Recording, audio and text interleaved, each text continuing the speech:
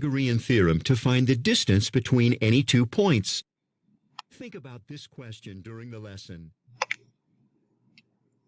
Jim and Thomas want to go from the haunted mansion to the clown tent. Jim wants to walk on the marked paths, but Thomas says that walking along a straight path from the haunted mansion to the clown tent is the shorter path.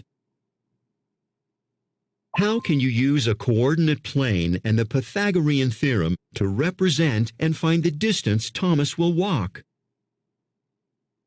Plot and label the locations of the stars on a coordinate plane. Use the stars as 2 vertices and draw a right triangle. The 2 legs of the triangle intersect at the point with coordinates 1, 1.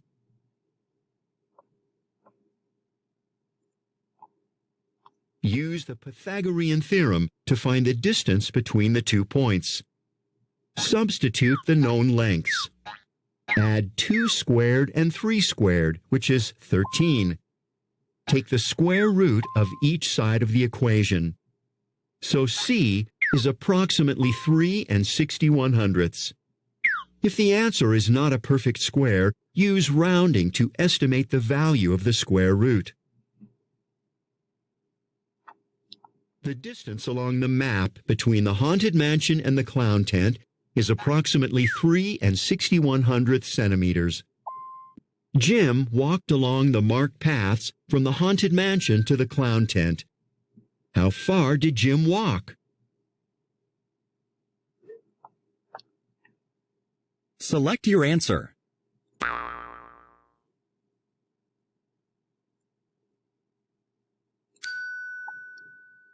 Now use the map scale to find the actual distance. 1 centimeter is to 500 feet, as 3 61/100 centimeters is to x feet. Thomas walks about 1,805 feet, which is almost 700 feet shorter than the 2,500 feet Jim walks.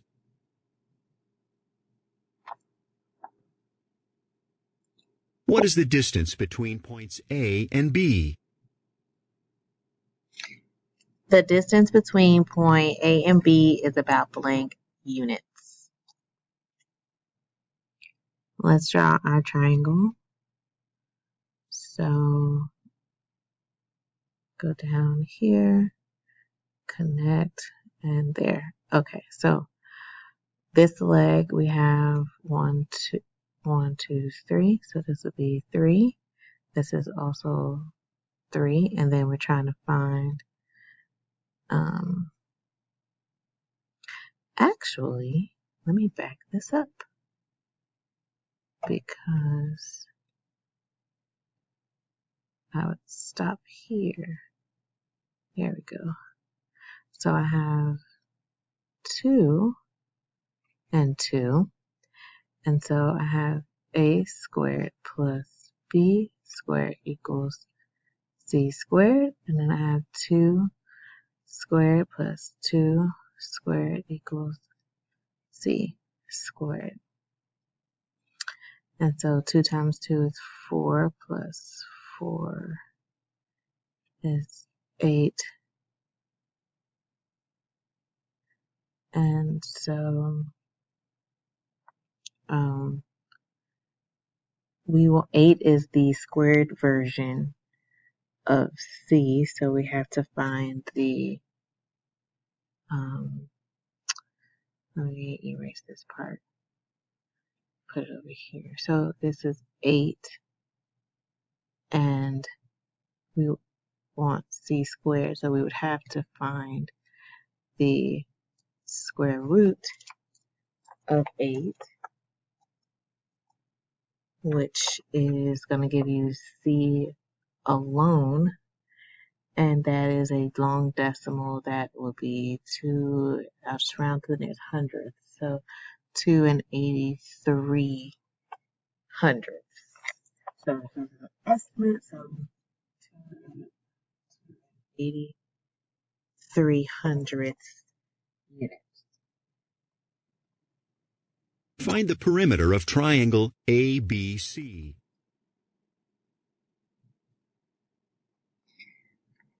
Select the next arrow to build the solution. So we have the length of side BC, and we have the length of side AC, and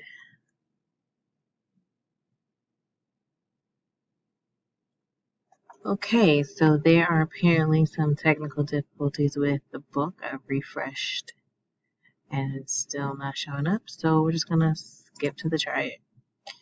And we're finding the perimeter of triangle ABC with the vertices here, and then let's see, I gotta use these tools. All right, so let's try this tool. All right, so we got 2 and 5, so 2 and 5. Then we have 5 and negative 1, so 5, then negative 1, and then 2 and negative 1. So 2 and negative 1, bam. So I got my triangle. Oh, there we go. Now it's done. So we have our triangle and we have to find the perimeter. So, okay, so we're gonna do, we're gonna count the squares. So we got 1, 2, 3 here. And we have 1, 2, 3, 4, 5, 6 here. 6 here. And then we can find our hypotenuse. Again, it is a squared plus b squared. Shoot. That's 3. I'm not lose 1, 2, 3, 4, 5, 6. He erased it. Okay. So a squared plus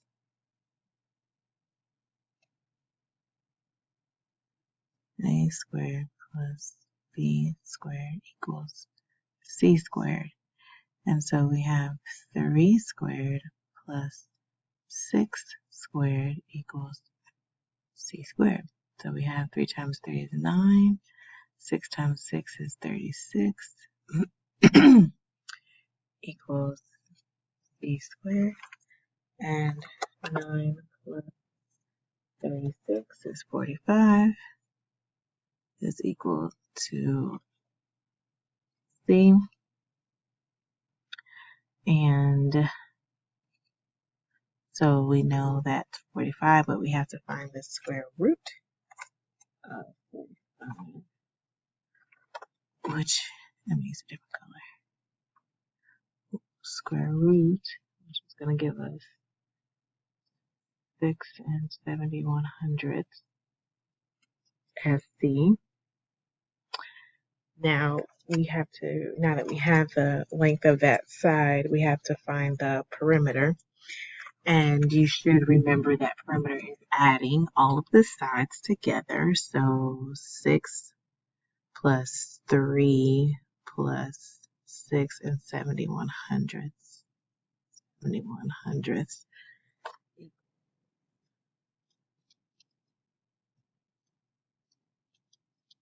15 and 71/100. Lee draws one side of an equilateral triangle with vertices at -1, 1 and 3, 1 on the coordinate plane. The third vertex is in the first quadrant. What are the coordinates of the third vertex of Lee's triangle? To estimate the position of the third vertex, draw the other two sides of the equilateral triangle. You can use the symmetry of the triangle to identify the x-coordinate of the third vertex. The third vertex lies on the midline between the other two vertices, so its x-coordinate is halfway between -1 and 3, which means its value is 1. The value of the y-coordinate appears to be slightly greater than 4. So, a useful estimate for the coordinates of the third vertex is 1, 4.5.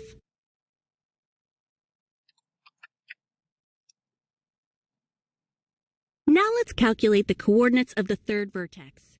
The first step is to find the length of the side that Lee drew. The length is equal to the absolute value of -1 plus the absolute value of 3, which is equal to 4 units. The next step is to use the Pythagorean theorem to find the height of Lee's triangle. We'll calculate it to the nearest tenth. The length of the horizontal side is 4 units, and because it is an equilateral triangle, the length of each slanted side is 4 units too. The midline of the triangle divides the horizontal side in half. The result is a right triangle with a leg of length 2 units, a hypotenuse of length 4 units, and the height of the triangle as the unknown length.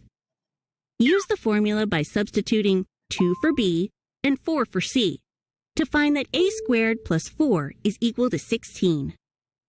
Simplify to find that A is equal to the square root of 12, which is approximately 3 5/10. Now complete the triangle by drawing the height to locate and label the third vertex. The value of the height A is approximately 3 5/10. The vertex is 3 5/10 units above the midpoint of the side length that Lee drew, which was along the line y equals 1. 1 plus 3 5/10 is equal to 4 5/10. The coordinates of the third vertex of Lee's triangle are 1, 4 5/10. These coordinates agree with the estimate that we made earlier. What are the coordinates to the nearest tenth of the third vertex in an isosceles triangle that has one side length of 2 and two side lengths of 5, with vertices at 1, 0, and 1, 2?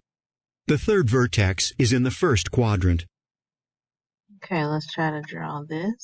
So we have 1 and 0, 1 and 2.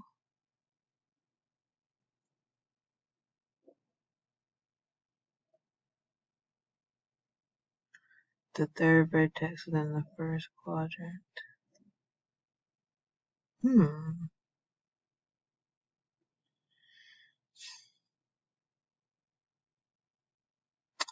It says an isosceles triangle that has one side of length of 2, okay, and then two sides of the length of 5.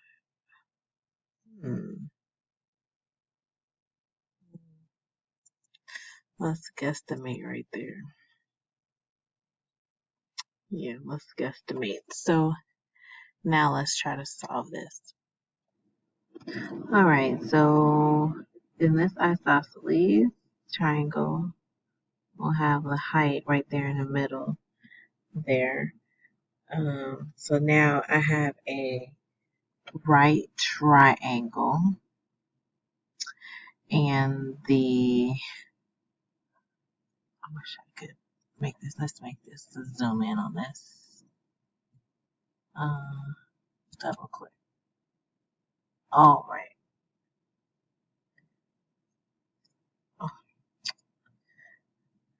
haven't quite worked this zoom in and out. I'll just leave it alone. So we have now with this height in the middle, I only want to look at this portion of the triangle, right? So I have 1 as the, let me use a different color. I have 1 as the length of that side, and then the base, which is as our height, is going to be 5, right? And so we have a squared plus b squared equals c squared. So a is 1 squared, b is 5 squared, and c squared is what we're solving for. So 1 times 1 is 1, 5 times 5 is 25, equals c squared. That's 26 is equal to c squared. And then we want the square root of 26, which is 5 and 5. Okay, it's a long decimal, so we'll make it 5. We'll round to the nearest tenth. It'll be 5 and 1/10 is equal to C. Now the third vertex point we have is here, and that would be at